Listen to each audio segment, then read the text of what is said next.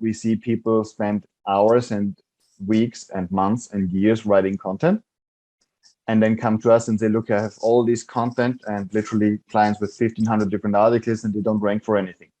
We had a client go through their own work of 8 years with 900 different articles. And I just asked her to identify what is every single article answering in terms of like a search, possible search. What is the answer? What is this explaining? Or which user is this going to help?